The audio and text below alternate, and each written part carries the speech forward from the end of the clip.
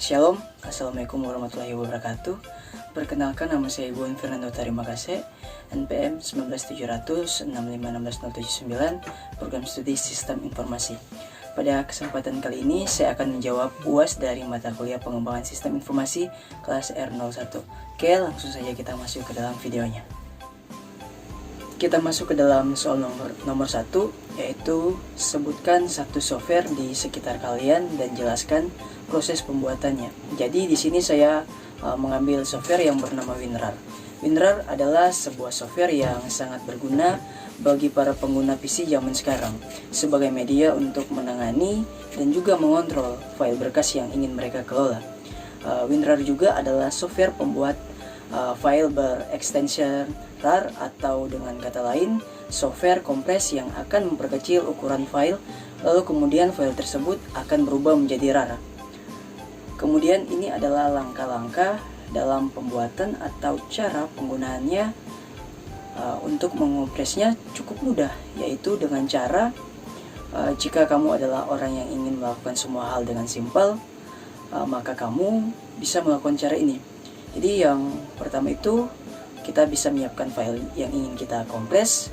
Lalu yang kedua, kita bisa klik kanan pada file tersebut, kemudian kita pilih add to winrar.rar, kemudian tunggu sampai kompresnya selesai dan file Anda sudah menjadi WinRAR atau sudah terkompres. Oke, kita masuk ke soal nomor 2, yaitu berikan contoh real rencana implementasi sistem. Sebuah perusahaan yang bergerak pada bidang batu bara, yaitu PT Internusa Tambang, melakukan pelatihan khusus kepada seluruh karyawan. Pelatihan tersebut meliputi penginput data ekspor-import barang agar perusahaan tersebut dapat mengoptimalkan penggunaan komputerisasi. Pelatihan ini bertujuan agar setiap karyawan mampu bekerja dengan komputer, sehingga tidak perlu mencatat data tersebut secara manual yang dapat menguras waktu dan tenaga. Maka dari itu, diperlukanlah software ekspor-import barang yang meliputi penginputan, sorting, update, dan lain-lain. Di sini dapat kita jelaskan implementasi sistem yang merupakan tahap akhir dalam siklus hidup pengembangan sistem atau SDLC. Hal pokok yang harus disediakan sebelum implementasi adalah yang pertama itu persiapan tempat. Jadi di persiapan tempat ini ada perencanaan fisik, yaitu tata letak atau layout. Yang disediakan adalah jarak antar komputer yang tidak terlalu dekat, disertai kursi sehingga peserta dan pembicara nyaman, jam yang berada di belakang peserta sehingga tidak mengganggu pikiran peserta, serta pintu masuk yang berada di belakang dan infokus yang berada di sebelah pembicara, dan papan tulis yang berada di samping belakang pembicara untuk memudahkan pengajaran. Kemudian ada fasilitas yang perlu disediakan adalah komputer, meja, kursi, jam, listrik, AC, ventilasi yang cukup, penerapan yang cukup, infokus, rak penyimpanan tas serta sepatu, papan tulis, serta perlengkapan furnitur lainnya. Kemudian poin yang kedua itu ada pelatihan personel. Ini dilakukan untuk meningkatkan keterampilan dan kemampuan personel serta memudahkan penerimaan mereka terhadap sistem baru. Kelompok-kelompok yang diberikan pelatihan antara lain, yaitu yang pertama ada personel teknis. Merupakan orang-orang yang nantinya akan mengoperasikan serta memelihara sistem sehingga tidak perlu memanggil orang khusus apabila terjadi kerusakan yang bisa ditangani dalam segi perangkat lunak. Kemudian yang kedua itu ada pegawai, merupakan orang yang nantinya berinteraksi langsung dengan penggunaan perangkat lunak. Kemudian yang ketiga itu ada manajer umum, tentunya manajer yang membutuhkan data barang yang dikirim. Lalu yang keempat ada orang luar perusahaan. Jadi merupakan orang-orang yang nantinya akan menanamkan investasi pada perusahaan ini sehingga mereka tahu bagaimana kemajuan perusahaan yang mereka tanam sahamnya. Kemudian kita masuk pada poin 2 yang pertama, yaitu program pelatihan.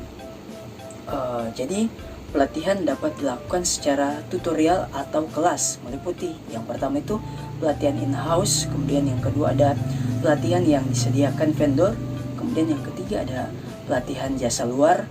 Pada sistem ini dipilih program pelatihan yang disediakan vendor. Karena apa? Karena perusahaan membeli atau membuat sistem ini di suatu perusahaan informatika sehingga pembicaranya adalah orang yang membuat sistem ini, sehingga peserta bisa langsung bertanya-tanya tentang sistem ini. Kemudian poin yang kedua yaitu ada teknik dan alat bantu pelatihan. Yang pertama itu ada teleconferencing, yaitu pada sistem ini tidak menggunakan teleconferencing karena semua peserta datang ke tempat yang telah diberikan. Kemudian yang kedua itu ada perangkat lunak pelatihan interaktif. Perangkat-perangkat yang dibutuhkan adalah yang pertama ada computer based training atau CBT, yaitu mikrokomputer untuk memberikan pedoman kepada pemakai melalui serangkaian pelajaran yang efektif dan mudah untuk dipelajari serta mempunyai fasilitas mencegah kesalahan. Kemudian yang kedua itu ada audio based training. Sistem ini memerlukan akses ke kaset player, tetapi hanya komputer. Kemudian yang poin ketiga itu ada video based training, yaitu sistem ini juga tidak memerlukan akses ke TV, VCR, tetapi hanya komputer. Kemudian keempat ada video optical disc, dapat disebut juga video interaktif, menggunakan CD-ROM untuk mengantarkan materi yang direkam sebelumnya ke monitor yang menghubungkan ke komputer. Kemudian kita masuk pada poin yang tiga, yaitu pelatihan dengan instruktur. Sistem ini menggunakan instruktur dari vendor, sehingga tidak memerlukan biaya yang cukup mahal dikarenakan salah satu fasilitas yang diberikan oleh vendor kepada pelanggan yaitu pelatihan magang. Pada sistem ini tidak diperlukan pelatihan magang karena sudah dilatih oleh seorang instruktur. Kemudian poin yang kelima itu ada manual prosedur, diperlukan sebagai bantuan apabila peserta sewaktu-waktu lupa dengan salah satu pengoperasiannya. Kemudian yang keenam, yaitu yang terakhir, ada buku tes, diperlukan untuk berjaga-jaga sehingga pada pelatihan selanjutnya untuk karyawan baru tidak perlu memanggil instruktur lagi. Kita masuk ke soal nomor 3, yaitu jelaskan prosedur untuk peningkatan maintainability. Jadi prosedur untuk peningkatan maintainability yaitu yang pertama adalah menerapkan SDLC dan SWDLC. Kemudian ada mengspesifikasi definisi data standar. Kemudian ada menggunakan bahasa standar untuk pemrograman. Kemudian merancang modul-modul yang terstruktur dengan baik. Lalu ada mempekerjakan modul yang dapat digunakan kembali. Kemudian ada mempersiapkan dokumentasi yang jelas, terbaru dan komprehensif. Kemudian ada menginstal perangkat lunak, dokumentasi dan soal-soal tes di dalam Central Repositor, System Cache atau CMS. Jadi dari semuanya tadi itu dapat diambil kesimpulan bahwa untuk mengembangkan, untuk memajukan maintainability itu diperlukan yang standar-standar, tidak perlu yang ribet-ribet atau yang terlalu memakan waktu. Kita masuk ke soal nomor 4, yaitu jelaskan perbedaan antara real-time processing dengan online processing. Perbedaan real-time processing dan online processing. Jadi real-time sistem ini adalah mekanisme pengontrolan perekaman data, pemrosesan yang sangat cepat, sehingga output yang dihasilkan dapat diterima dalam waktu yang relatif sama.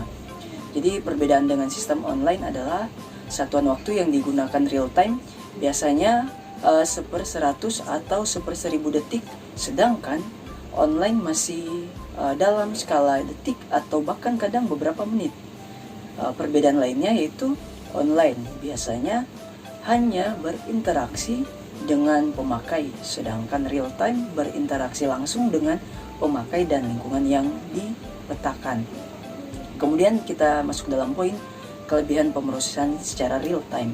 Jadi yang pertama itu ada pemrosesan real time akan sangat menyederhanakan siklus kas perusahaan. Sistem real time dengan terminal komputer yang terhubung dengan komputer pusat akan mengurangi atau malah menghilangkan hambatan-hambatan seperti keterlambatan beberapa hari antara pengambilan pesanan dan penagihan ke pelanggan. Kemudian yang kedua itu ada pemrosesan real time memberikan perusahaan keuntungan persaingan pada pasar dengan memelihara informasi persediaan staf penjualan dapat menentukan dengan cepat bahwa terdapat persediaan di gudang. Kemudian informasi yang mutakhir yang disediakan melalui proses real time akan meningkatkan kemampuan perusahaan untuk memaksimalkan kepuasan pelanggan yang menyebabkan peningkatan penjualan. Kemudian yang ketiga itu adalah prosedur manual, yaitu mempunyai kecenderungan untuk menghasilkan kesalahan kritis seperti nomor rekening yang salah, kemudian nomor persediaan yang tidak valid, dan juga salah dalam melakukan perhitungan harga. Program perbaikan yang dilakukan secara real time memperbolehkan untuk memperbaiki banyak tipe kesalahan yang mengidentifikasi dan juga meningkatkan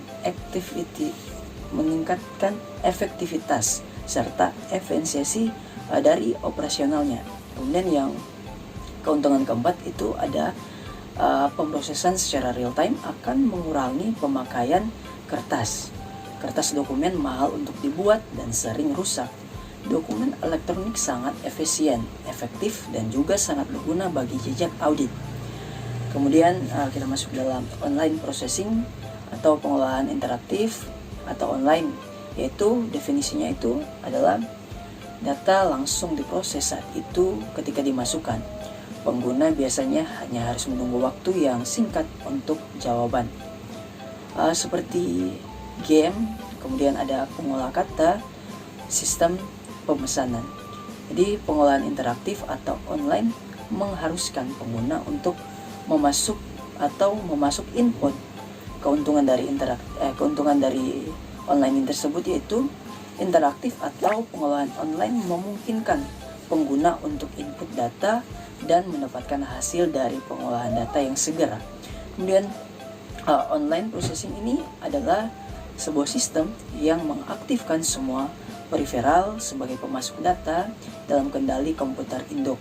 Informasi-informasi yang muncul merupakan refleksi dari kondisi data yang paling mutakhir, karena setiap perkembangan data baru akan terus diupdatekan ke data induk. Salah satu contoh penggunaan online processing adalah transaksi online. Dalam sistem pengolahan online, transaksi secara individual di-entry melalui peralatan terminal, divalidasi dan digunakan untuk mengupdate dengan segera file komputer. Hasil pengolahan ini kemudian tersedia segera untuk permintaan keterangan atau laporan. Pada online processing ada kemungkinan terdapat data yang tidak valid atau yang tidak masuk ke database. Waktu yang dibutuhkan untuk mengupdate database relatif lebih cepat daripada batch processing. Kita masuk ke dalam soal yang terakhir, soal nomor 5, yaitu jelaskan penggunaan software capability maturity method. Jadi pengertiannya, capability maturity model disingkat CMM merupakan mekanisme kualifikasi sebuah software development house yang dapat memberikan gambaran tentang kemampuan perusahaan tersebut dalam melakukan development software. Dalam arti lain, CMM ini adalah suatu model kematangan, kemampuan atau kapabilitas proses yang dapat membantu pendefinisian dan pemahaman proses-proses suatu organisasi. Jadi CMM ini memiliki tujuan adalah yaitu membuat ujian saringan masuk bagi kontraktor yang mendaftarkan diri untuk menjadi konsultan. Kemudian kegunaan dari CMM itu sendiri, yang pertama itu untuk menilai tingkat kematangan sebuah organisasi pengembang perangkat lunak. Kemudian kegunaan yang kedua itu untuk menyaring kontraktor yang akan menjadi pengembang perangkat lunak.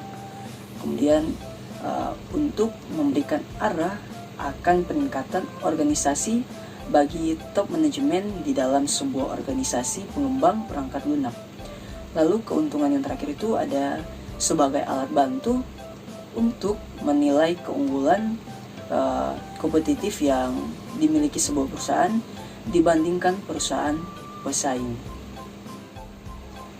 Sekian dari saya, mohon maaf apabila masih banyak kekurangan, masih banyak kesalahan. Akhir kata, burung irian burung cendrawasih, cukup sekian dan terima kasih. Shalom.